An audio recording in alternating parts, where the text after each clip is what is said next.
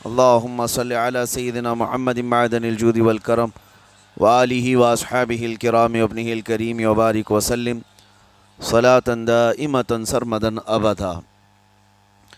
اللہ عز و جل قرآن پاک میں ارشاد فرماتا ہے، لوگوں کے حساب کا وقت قریب آ گیا لیکن لوگ غفلت میں ہیں۔ یہ 17ویں پارے کی شروع کی آیت ہے۔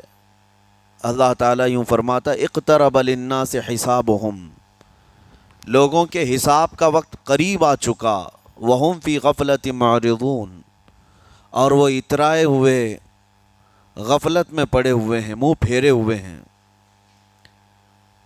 لوگوں کو اس بات کا اندازہ ہی نہیں کہ حساب کا دن کتنا سخت ہونے والا ہے۔ میرے عزیزو، جب نبی پاک صلی اللہ تعالیٰ علیہ وسلم نے یہ ارشاد فرمایا کہ میں اور قیامت ایسے ہیں جیسے 2 انگلیاں قریب ہیں، 1400 سال پہلے رسول پاک صلی اللہ علیہ وسلم نے یہ فرمایا تھا کہ قیامت اتنی قریب ہے جتنا 2 انگلیاں قریب ہیں۔ اور اب کے زمانے میں تو قیامت کے سلسلے میں جو حضور پاک صلی اللہ تعالیٰ علیہ وسلم نے نشانیاں بتائی تھی وہ تقریباً پوری ہو گئیں، بڑی نشانیوں کو چھوڑ کر۔ اور یہ بھی حدیث پاک میں ہے کہ اگلا زمانہ اتنی تیز گزرے گا کہ تمہیں اس کا اندازہ ہی نہیں ہوگا، زمانوں پر زمانے آتے چلے جائیں گے۔ یہ جو آخری وقت کی نشانیاں ہیں، میں صرف مختصر سا ایک پیغام دوں گا۔ شعبان کا مہینہ ہے، یہ رسول پاک صلی اللہ تعالیٰ علیہ وسلم کا مہینہ ہے، اور رمضان کے بعد سب سے زیادہ حضور پاک صلی اللہ تعالیٰ علیہ وسلم کو روزے کی حالت میں کسی مہینے میں دیکھا گیا تو شعبان کا مہینہ فرمایا گیا۔ کبھی کبھار پورے شعبان کا مہینہ حضور صلی اللہ علیہ وسلم روزے سے رہتے، اور یہ ارشاد فرماتے کہ یہ مہینہ ایسا ہے جس میں سارے لوگوں کے اعمال اللہ کے حضور جاتے ہیں، پیش کیے جاتے ہیں، اور میرے آقا فرماتے ہیں اس حال میں میرے اعمال پیش کیے جائیں اللہ کی بارگاہ میں کہ میں روزے کے عالم میں ہوں۔ جب میرے اعمال پیش کیے جائیں اللہ کی بارگاہ میں تو میں روزے کی حالت میں ہوں۔ تو یہ شعبان کا مہینہ جو اب رمضان المبارک کے قریب کر رہا ہے، لیکن بعض بزرگوں نے یہ بھی فرمایا شعبان میں موتیں بھی کثرت سے ہوتی ہیں۔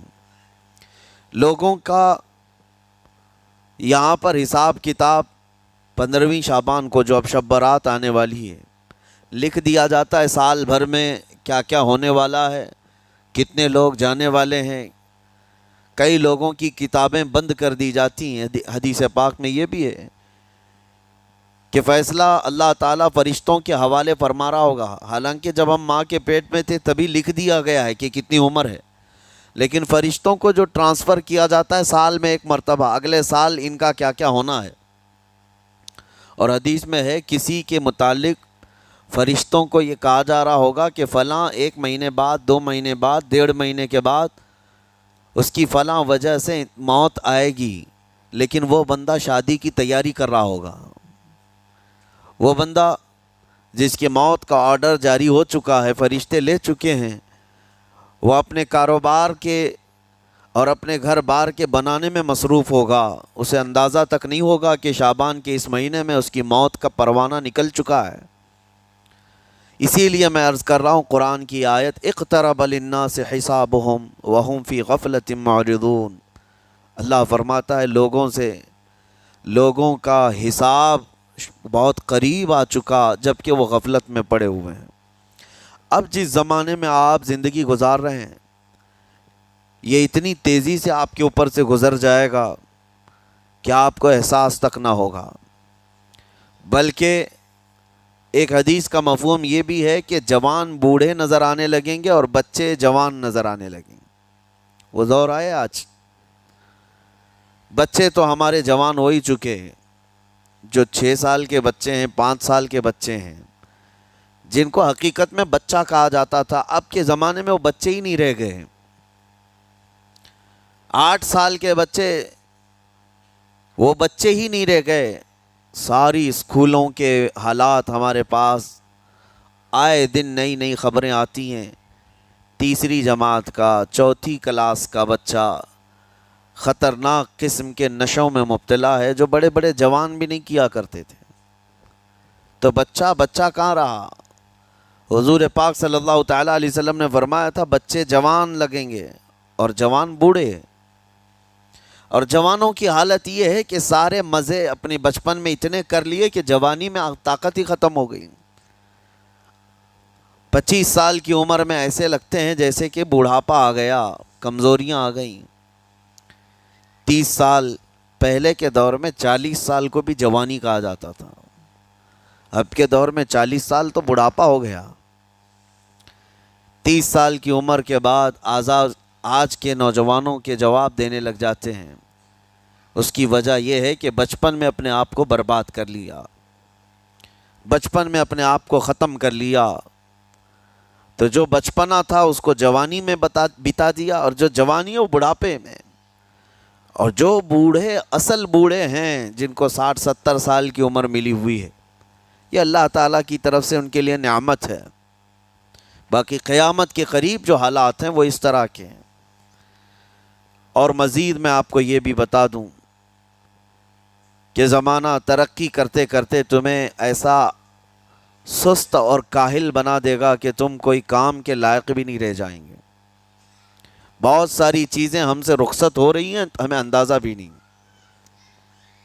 ابھی کل ہی میں ذکر کر رہا تھا، ابھی 10 سال پہلے 20 سال پہلے جو چیزیں ہمارے آنکھوں کے سامنے موجود تھی وہ اب غائب ہو چکی ہیں۔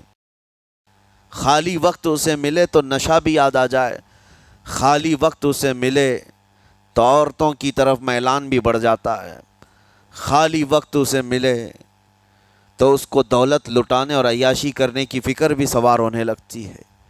اپنے آپ کو کسی چیز میں مصروف کر لے، اور سب سے بہترین مصروفیت کیا ہے؟ اللہ اور اس کے رسول کا ذکر پاک ہے۔ یہ سب سے بہترین مصروفیت ہے کہ تم نے اپنے آپ کو اس میں مصروف کر رکھا تو اللہ تعالیٰ دنیا کی تمام مصروفیتوں سے تمہیں آزاد کر دے گا، برائیوں سے آزاد کر دے گا۔ قرآن میں رب تعالیٰ فرماتا ہے وَقَالُوا حَسْبُنَا اللَّهُ وَنِعْمَ الْوَكِيلُ، جنہوں نے یہ کہا ہمارا رب ہمارے لیے کافی ہے، ہمارا اللہ ہمارے لیے کافی ہے، اور کیا ہی بہترین مددگار ہے، کیا ہی بہترین وکیل ہے جس نے یہ کہا۔ اللہ فرماتا ہے اس کے فوراً بعد آیت آئی فَانْقَلَبُوا بِنِعْمَةٍ مِّنَ اللَّهِ وَفَضْلٍ لَمْ يَمْسَسْهُمْ سُوءٌ، اللہ ان لوگوں کو اپنی خاص نعمتوں میں لے جائے گا، ایسی جگہ جہاں کوئی برائی انہیں چھو بھی نہ سکے گی۔ جنہوں نے اللہ کی بارگاہ میں یہ کہا حسبنا اللہ ونعم الوکیل، آگے بھی ہے دوسری آیت ہے نعم المولا ونعم النصیر، جس نے یہ کہا اللہ فرماتا ہے ان بندوں کو اللہ اپنی خاص نعمتوں میں لے جائے گا اور فضل میں لے جائے گا، ایسی جگہ لم یمسسہم سوء، جہاں انہیں کوئی برائی چھو بھی نہ سکے گی، کوئی برائی نہ آ سکے گی۔ اسی لیے کثرت سے اپنے آپ کو مصروف رکھو۔ یہ جو محافل ہماری ہو رہی ہیں اللہ کرے کہ ہمیشہ قائم رہیں۔ ہم ہفتے میں 1 مرتبہ ذکر کی مجلس میں آتے ہیں اپنے دل کو اللہ تعالیٰ کی یاد سے معمور کرنے کے لیے۔ ویسے کھانا تو دن میں 3 مرتبہ اور کوئی تو 5 مرتبہ کھاتے ہیں۔ اپنے جسم کا بھرپور خیال رکھا جاتا ہے، ہماری روح کے خیال کے لیے ان مجلسوں میں آنا ضروری ہے۔ یہ مجلسوں کی پابندیاں، اور اگر آپ اس کو ہی یہ سمجھ کر نہ چلیں کہ ہم نے ایک بار ہفتے میں ذکر کر لیا تو اب کافی ہے۔ ہماری گاڑی بھی جو ہے پیٹرول بار بار مانگتی ہے، اس کو جس طرح سے چلاتے ہیں اس طرح سے اس کی خواہش بھی ہے۔ روزانہ گاڑی کو اگر کہیں کھڑی کر رکھیں تو زیادہ پیٹرول نہیں لگے گا، لیکن چلتی رہے تو بار بار پیٹرول کی ضرورت ہے۔ ہم میں سے ابھی کوئی ایسا نہیں ہے جو بستر پر پڑا ہوا ہے، ہر کوئی چل رہا ہے، پھر رہا ہے، دنیا میں مصروف ہے۔ تم اپنے کھانے پانے بھی کر رہے ہو، لوگوں سے ملاقات بھی کر رہے ہو، اس کا مطلب ہے تمہاری گاڑی چل رہی ہے اور اس کو پیٹرول بار بار چاہیے۔ اور یہی جو ایندھن ہے، یہ پیٹرول ہے، اس کا کام یہ اللہ تعالیٰ کا ذکر کرتا ہے۔ تمہارے جسم کو بیلنس رکھنے کے لیے، تمہاری فکروں کو بیلنس رکھنے کے لیے، تمہارے دماغ کو صحیح سلامت ایک نہج پر رکھنے کے لیے یہ ذکر کی محافل قوت دیتی ہیں۔ اگر اس ہفتے میں آپ نے ذکر کیا نہیں ہوا تو آپ اپنے ہی گھر پر سونے سے قبل بستر پر بیٹھ کر کیوں اللہ کا ذکر نہیں کر لیتے؟ 5 منٹ 10 منٹ اس مولا کو پکار کر کے سونے میں کیا حرج ہے؟ لوگ موبائل دیکھتے، گانے سنتے، فلمیں دیکھتے ہوئے سو جاتے ہیں، لیکن اللہ رب العزت کو یاد کر کے سونے والا، میرے عزیزو، قرآن میں مولا فرماتا ہے فَاذْكُرُونِي أَذْكُرْكُمْ، اس کا وعدہ ہے تم مجھے یاد کرو میں تمہیں یاد کروں گا۔ اور اس کی تفسیر میں اللہ تعالیٰ کے اس قول میں، اس فرمان کی تفسیر میں بزرگوں نے فرمایا اللہ کیسے یاد کرتا ہے بندے کو؟ اللہ بندے کو کیسے یاد کرتا ہے؟ جب تم اس کی یاد میں مصروف رہے، اپنے آپ کو بزی کر رکھا، اللہ تمہیں کیسی جگہ یاد کرتا ہے؟ فرماتے ہیں مفسرین کہ بندہ تو لوگوں میں اللہ کو یاد کیا، اور اللہ بندے کو فرشتوں میں یاد کرتا ہے۔ فرشتوں کے درمیان تمہارا ذکر ہونے لگتا ہے کہ فلاں کا بیٹا فلاں آج میرا ذکر کر رہا تھا۔ آج محفل ذکر سے جتنے نکلیں گے اللہ کریم ہمارا ذکر فرشتوں میں ضرور فرمائے گا، فرشتوں میں ضرور ذکر ہوگا کہ فلاں بندہ آج ذکر میں مشغول تھا۔ اور پھر یہ بھی فرمایا بزرگوں نے، مفسرین نے، کہ اللہ تعالیٰ وہاں یاد کرتا ہے جہاں فرشتے ہوں، فرشتوں کی محفل میں تمہارا ذکر۔ اور اس کے علاوہ یہ بھی فرمایا گیا کہ تم دنیا میں زندگی میں اسے یاد کرتے تھے، اور وہ تمہیں مرنے کے بعد قبر میں یاد کرے گا۔ جب دنیا تمہیں چھوڑ دیتی ہے تب اللہ تعالیٰ تمہیں یاد فرماتا ہے۔ فَاذْكُرُونِي أَذْكُرْكُمْ کا مطلب یہ ہے وہ تمہیں یاد فرمائے گا، لیکن اس کے لیے کثرت سے تم اللہ کو یاد کرو، اللہ کو یاد کرو۔ تو بہرحال میرے عزیزو، قیامت کی نشانیاں جو ہم نے آج مختصر آپ کے سامنے رکھی، وہ بہت تیزی سے تمہارے سروں پر آ رہی ہیں، اور تمہارے ہاتھوں سے بہت سارے کام اب چھن جائیں گے۔ ابھی آپ ترقیات میں خوشی سے بات کرتے ہوئے بیٹھتے ہیں نا، ڈسکس کرتے رہتے ہیں کہ سنا ہے ایسی کار آ رہی ہے کہ وہ اب بغیر ڈرائیور کے چلے گی، روبوٹ سے چلے گی۔ اس کو تو ہم خوشیوں میں ڈسکس کرتے ہیں کہ اچھا ایسا ہونے والا ہے۔ پہلے ایسا تھا کہ موبائل آپ بٹن کے دباتے تھے، کسی نے اگر خبر کر دیا کہ نہیں بعد میں صرف ٹچ کرنے سے آتا ہے تو آپ کہتے اچھا ایسا بھی آنے والا ہے۔ لیکن آپ کوئی کہے تو آپ کو کوئی تعجب نہیں، ٹچ اسکرین، کوئی تعجب کی بات نہیں، بنا ڈرائیور کے گاڑیاں آ جائیں گی۔ اس طرح ہوتے ہوتے نظام زندگی اس قدر بدل جائے گا، اس قدر بدل جائے گا۔ آج میری یہ بات نوٹ کر کے رکھ لیں، زندگی باقی رہی تو 10 سال بعد انشاءاللہ ہم ملاقات کریں گے، اگر اللہ نے زندگی باقی رکھی، اور اس کے بعد پھر ہماری یہ باتیں میچ کر کے دیکھیں کہ کیا کیا ہوا ہے اور کیا کیا دنیا بدل چکی۔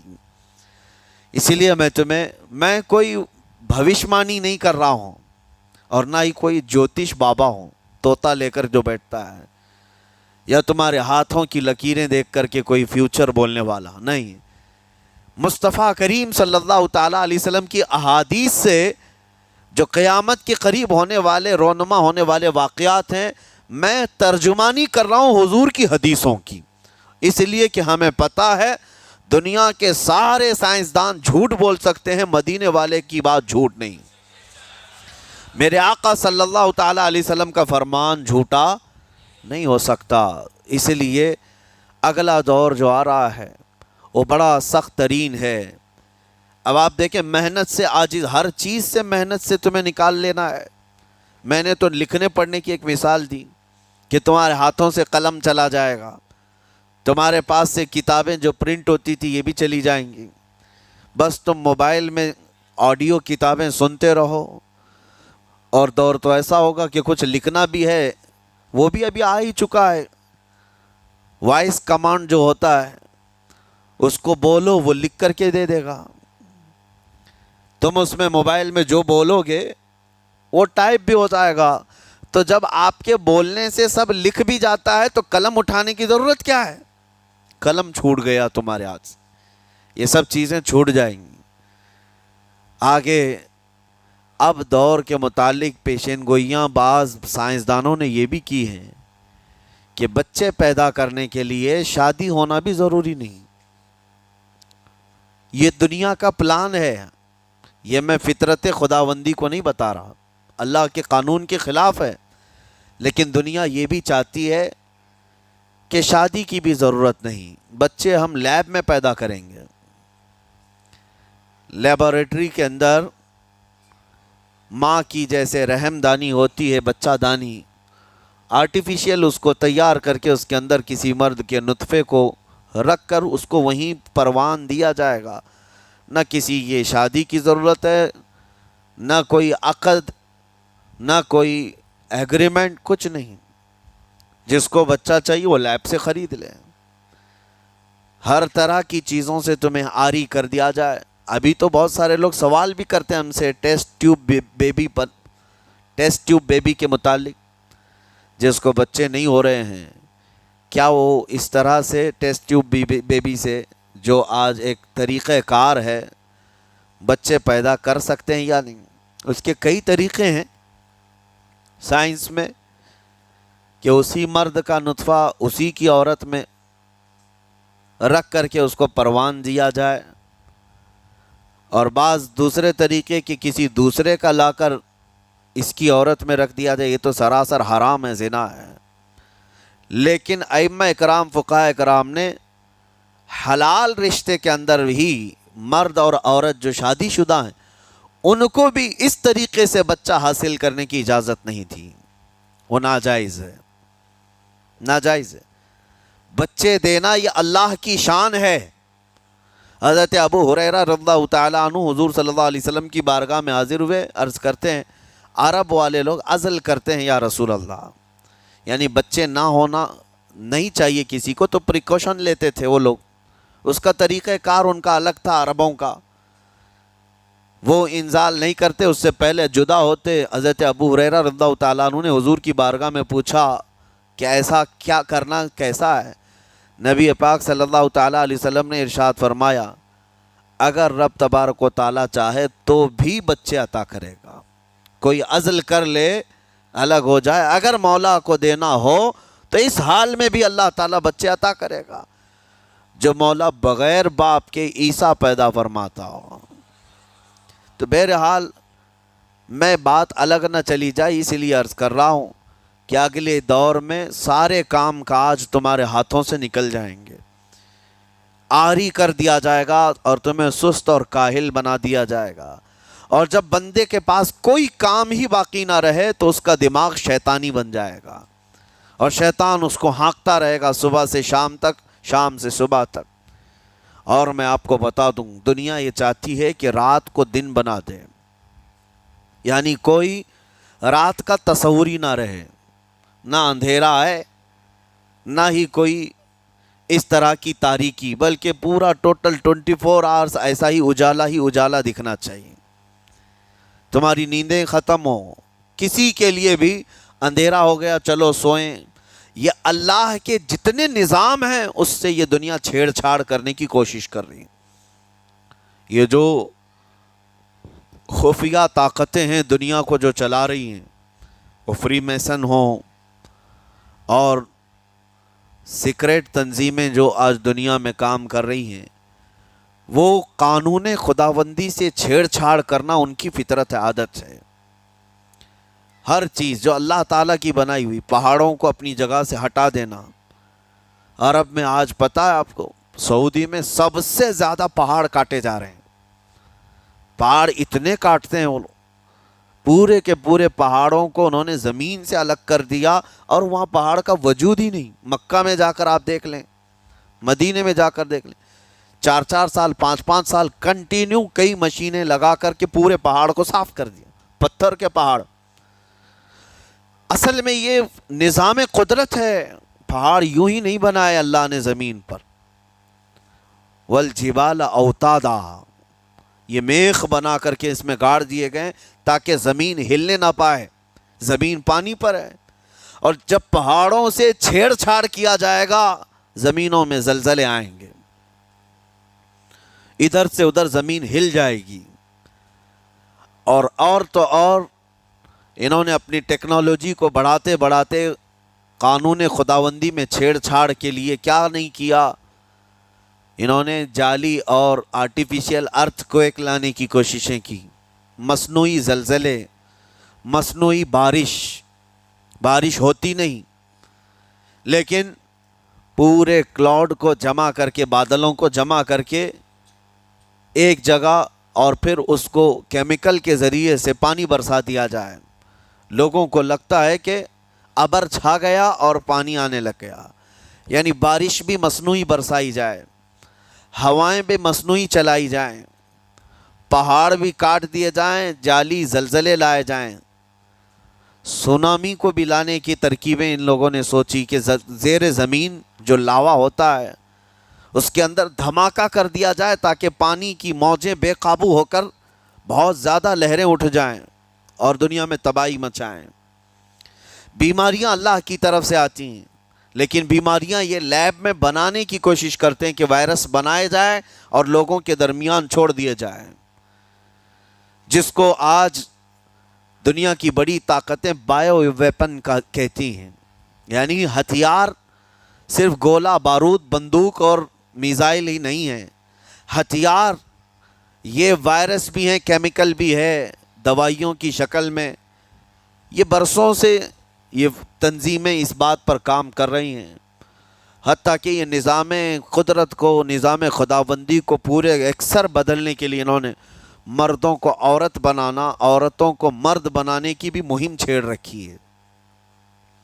ٹرانسجینڈر، ان سب کو خاص قانونی حق دیا جائے گا، اور مرضی سے آدمی اپنے جینڈر کو، اپنی جنس کو چینج کروا لے۔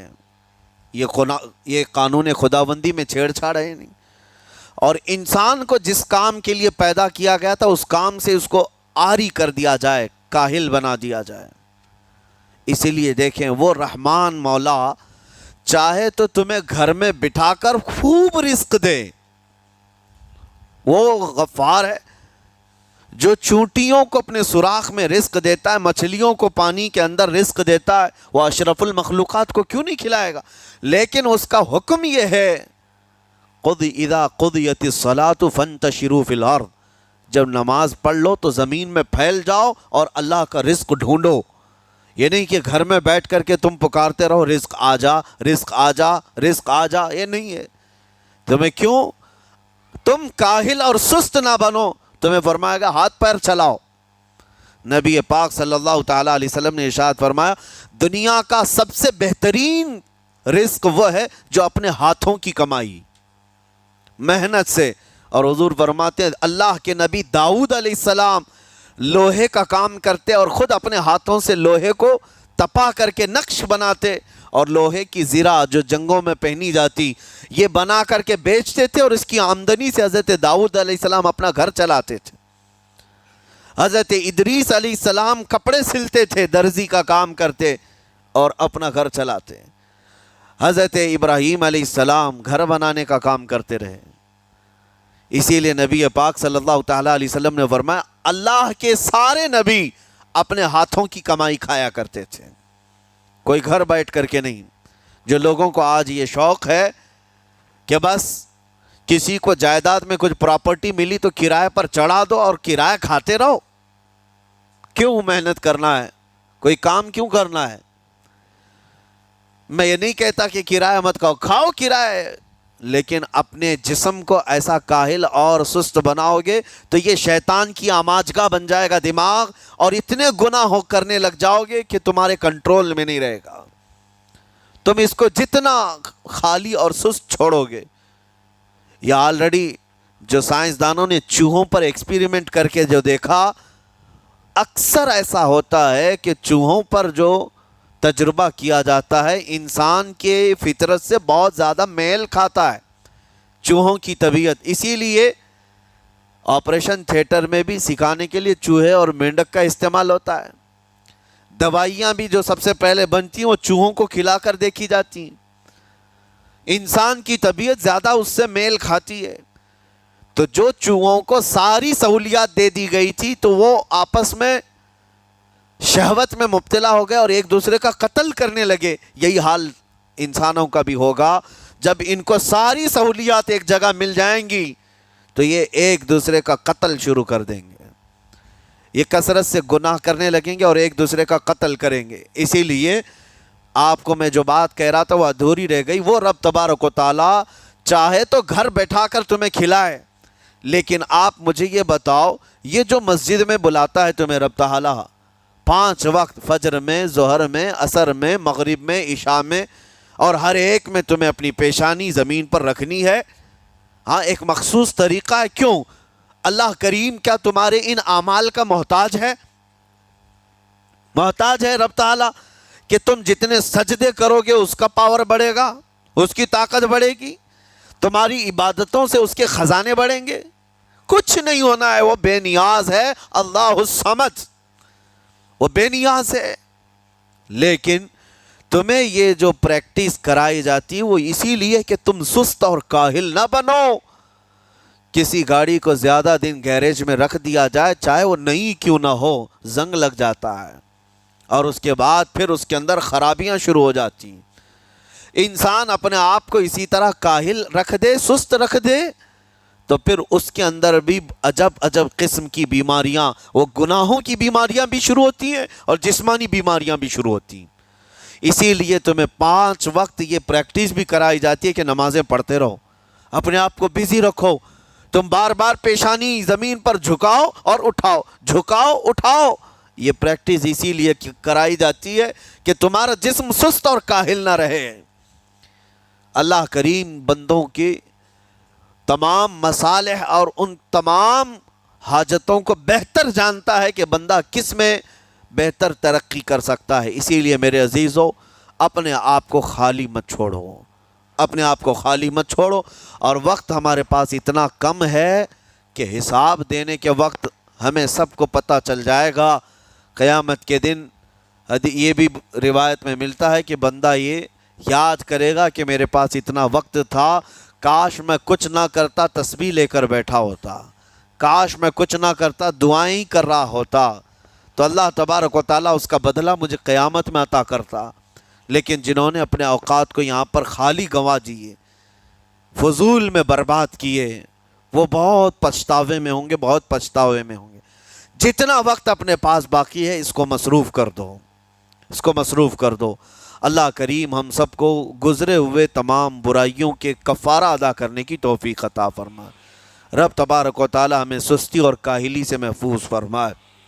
میں آپ کو اس لیے بھی ایکٹیو کر رہا ہوں کہ اپنے آپ کو اتنا پابند کر لو کہ رمضان آنے والا ہے اور اس میں عبادتیں زیادہ ہوں گی۔ کیوں؟ 20 رکعت کھڑے ہونے میں تمہارے جسم میں سستی اور کاہلی نہیں آنی چاہیے۔ ہاں، ایک دن تراویح میں جوش میں آیا اور دوسرے دن افطاری کر کے خراٹے لینے لگ گیا، کھا کر کے پورا سو گیا، اور اس کے بعد پھر پتہ چلا سیدھے شب قدر میں آیا ہے۔ تو رمضان المبارک کو بھی جن لوگوں نے ایسا برباد کیا وہ پچھتاتے رہ جائیں گے۔ اور کچھ نہیں، رمضان ہر دن نہیں آنے والا ہے اور ہر مہینے نہیں آتا ہے، سال میں ایک مرتبہ رمضان اللہ کا مہمان ہے۔ اس کے آنے سے پہلے اس کی آنے کی تیاریاں بھی کر لو، اپنے جسم کو ابھی سے اتنی عادت ڈالو، بلکہ جسم کو نہ صحیح لیکن دماغ کو اتنا بنا لو کہ مجھے یہ کرنا ہی ہے۔ یہ رمضان آئے گا تو میں ختم قرآن ضرور کروں گا، یہ رمضان آئے گا تو تراویح کی 1 رکعت بھی میری مس نہیں ہوگی، یہ رمضان آئے گا تو پورا قرآن میں تراویح میں ضرور سنوں گا، یہ رمضان آئے گا پورے رمضان میں ہر دن میں نبی پاک صلی اللہ علیہ وسلم پر 100 بار درود ضرور پڑھوں گا۔ یہ عہد ہوتے ہیں، یہ رمضان کی تیاریوں کے طریقے ہوتے ہیں۔ قرآن پاک پورا ختم کریں گے انشاءاللہ۔